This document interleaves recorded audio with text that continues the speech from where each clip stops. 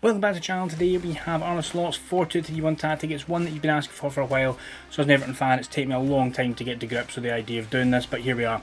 So today I'm doing this on an update date with Liverpool. So we have Kirkes, we have Frimpong, and we also have Florian Wirtz. And I'll show you exactly how Arne Slot will line up this season, and we'll test it out. Obviously we'll test it out with Liverpool, we'll test it out with Fenerbahce, and we'll test it out with Lyon over in Ligue 1 and see exactly how this tactic does across the three nations.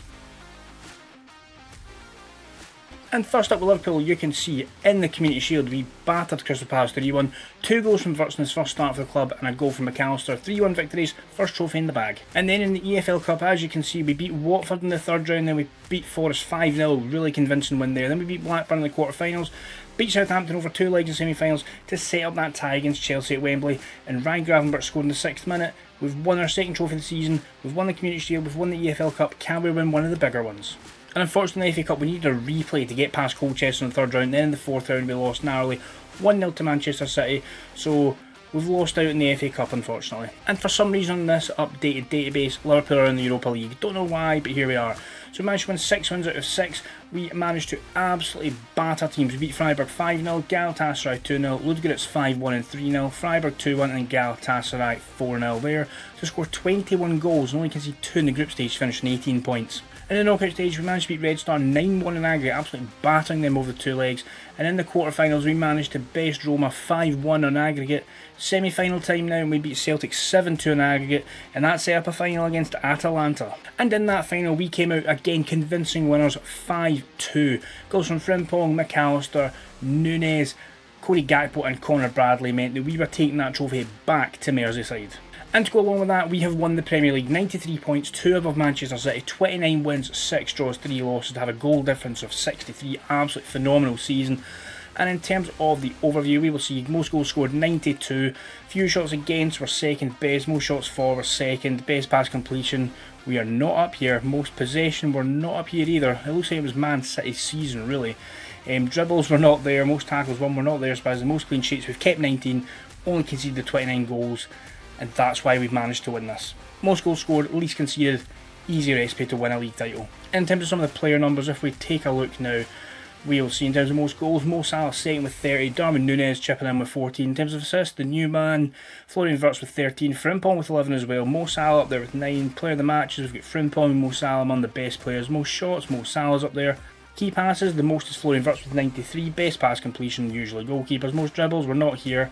Most tackles won, we're not here. Clean sheets, Alisson with the 19, and he conceded the 29 goals. So, overall, really good season there. If we look at the data hub, we can see we scored 2.42 goals per game from him instead of 1.88, so outperforming that metric. And we've conceded just 0.76 goals per game from an expected 0.8 again. So again, outperforming that metric, so we're always going to be on to good things. And then looking around the squad, we can see Mo Salah, banger season, 37 goals, 12 assists. Darwin Núñez as well, 26 goals, 6 assists. Florian Wirtz, first season at the club, 13 goals, 21 assists.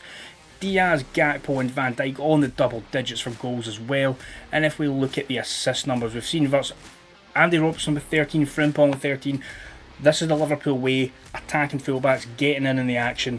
Gravenberch, Joe Gomez and Szoboszlai all with 7, and again assists spread around. So again, 4 trophies in the bag. Premier League, Europa League, Carabao Cup and the FA Community Shield. Let's now head over to France and see how Lille do in Ligue 1. It's been a relatively good season with the French side. Coupe de France quarter-final legs unfortunately to PSG, quarter-final legs of the Conference League to Sporting Club, and in Ligue 1 we have finished third. 6 points behind Monaco and 16 behind PSG, maybe not quite what we're after, but if we take a look we can see we won 22, drew 8, lost 4, only losing 4 games is really good, 74. And you'll have already seen team overview. In terms of goals, we're second there with 73. Fewest conceded, we're sitting at 39, so a wee bit more than we would have liked there. But the main thing that we saw, Olivier Giroud with 30 goals in his season for Lille. Most assists, Zagrova with 19 as well. Most player of the matches, Zagrova and Giroud up there. Most shots, Giroud and Zagrova. Zagrova with second in the most key passes. I'm absolutely butchering his name every single time here, I must be. Most dribbles made, nobody there. Fewest conceded, we're not on here. Most clean sheets, Chevalier with 11. So again, really good season there. In terms of the data hub for Lille, if we take a look, 2.15 goals scored from an expected 1.72, so outperformed that metric. And you don't see this very often, but expected goals against 1.15, and we've conceded 1.15, so we're bang on the money there for how we were expected to perform in terms of goals conceded. In terms of just looking at some of the player numbers, Giroud, 38 goals in all competitions for the 37-year-old Frenchman, absolutely brilliant. Thiago Moraes, 11 goals, Osame, I'll call him 11, Mohamed Bayo with 10, and Zagrova with 7 goals, but 25 assists. What an absolutely brilliant season for him out on the right hand side. Everton need a right winger, so I would happily take him if that's the sort of things he would produce, but that price tag is obviously going to put them off a bit. But again, that is an absolutely brilliant season all round from Lille. Brilliant's maybe a bit of an exaggeration, a good season all round. Now we'll head over to Turkey and see how Fenerbahce have got on with Slot's tactic. So in the Europa Conference League, we have finished top of our group with 5 wins, 1 loss. We managed to beat Mostar 3-1 and 3-0, Haken 4-0, 2-1, and Osasuna 4-2, losing the other game against Osasuna 2-0. Goal difference of 10, 15 points. We are through to the last 16. In that last 16, we again played Osasuna. We managed to beat them at 4-3 in aggregate, and as we can see, Lille, our other side, managed to get through the round of 16 as well.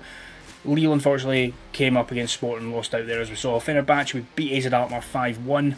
And in the semi-finals, we managed to beat Club Brugge 4-3. And in the final against Fiorentina, in the AEK Arena in Greece, we managed to win 1-0, goal from Talisca. So there we go, we managed to win a European trophy with a Turkish side. And that goes alongside us winning the Superliga, which we'll take a look at in a wee second. Unfortunately, 6-round exit of the Turkish Cup. We're not too interested in that at the moment, but we've managed to win the Turkish Super League, 25 wins, 6 draws, 3 losses, goal difference of 46, finished with 81 points, 14 clear of both Galatasaray and Besiktas. And if, as always, we take a look at some of the numbers, team overview, most goals, we're actually third with 76, but it was really tight between the top 3 sides there. Most shots for, we have the most few shots against, third best. Few can see, we've only conceded 30 here, kept 12 clean sheets. In terms of the players, we will see in terms of goals, Talisca up there with 21 as our top goal scorer. Most assists, Szymanski with 12 and Mulder with 9. Talisca, player of the matches with 8, is the best of the best. He's also got the most shots, most key passes is Szymanski. Fewest conceded, Livakovic is there with 29 in third, and he has the most clean sheets on 12. In terms of the data hub for Fenerbahce, if we just skip this, we will see 2.24 goals from an expected 1.67, and we conceded 0.88 from an expected 0.85. So again, really good numbers here in terms of goals scored and goals conceded. So we're doing exactly what we want to be doing. And in terms of the actual player stats here, Talisca 33 goals and 8 assists for the 30-year-old is absolutely brilliant this season. El Nesri with 22 goals, 7 assists, and then after that the goals really drop off in terms of one player scoring a lot. But there's a lot of players scoring. Look at all these players with 1, 2 and 3 goals. Absolutely brilliant to see. And in terms of the assists, Szymanski, as we saw, with 14, Amrabat with 12, and then 3 players on 10 being Oosterwolde, Fred and Mulder. So again, goals and assists really well spread out for Fenerbahce, and they have won a double. Europa Conference League and the Super League. So I would take that as a brilliant season overall for Fenerbahce. Fenerbahce fans, let me know, would you take this as your season up ahead? Let me know down in the comments below. But now, let's head back over to Merseyside and show you exactly how this tactic lines up. So here we have it, this is the 4-2-3-1 slot tactic that he's used previously, and I believe they will be using this season going forward.